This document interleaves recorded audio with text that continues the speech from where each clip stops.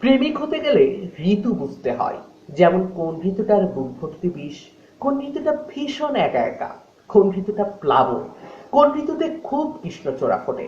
ছেলেটা ঋতুই জানে না, ও শুধু দেখে আর চেনে, বুঝতে জানে না। ছেলেটা কখনো প্রেমিক হতে পারবে না।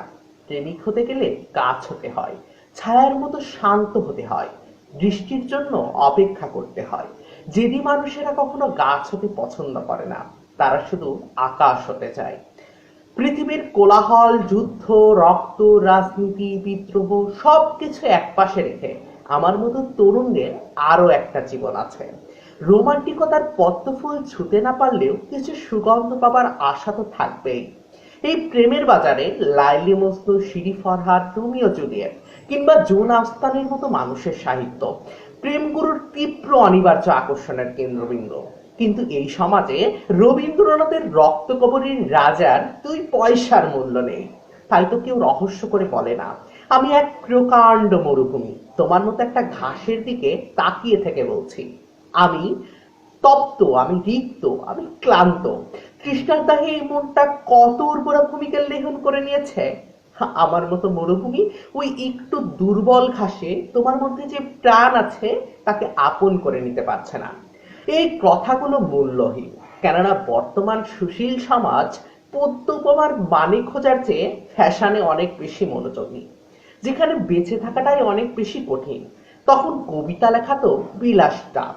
তবুও এক প্রেমিক ছেলে দিনের পর দিন তীব্র আবেগ নিয়ে খাতা ভরে কবিতা লেখে, কিন্তু দিন শেষে তার প্রেমিকা কবিতায় ছন্দের মিল খোঁজে, আর মিল না পেলে সেই কবিতার নিশ্চিত স্থান কিছু আবর্জনার সাথে।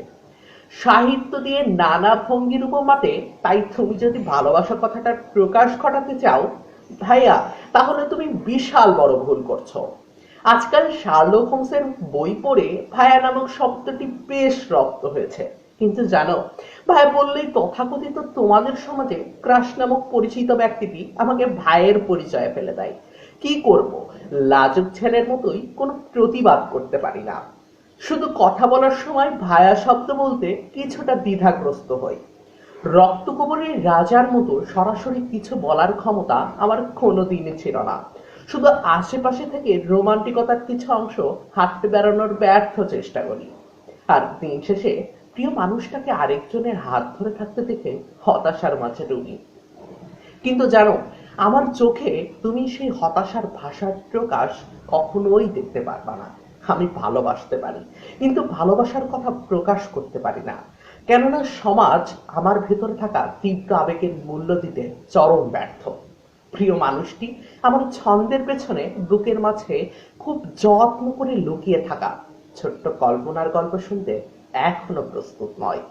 একটি কবিতা লিখেছিলাম, কিছু কথা বুক পকেট থেকে খুব সাবধানে বের করে উপমাকারে লজ্জিত হয়ে বলেছিলাম, এখনো তার দাম পাইনি। আর যদি আমাকে জিজ্ঞেস করো, তোমার তো সাহস নেই, তোমার এই সমাজে তাই প্রেম করার অধিকার নেই, তাহলে তুমি কিসের অপেক্ষায় আছো?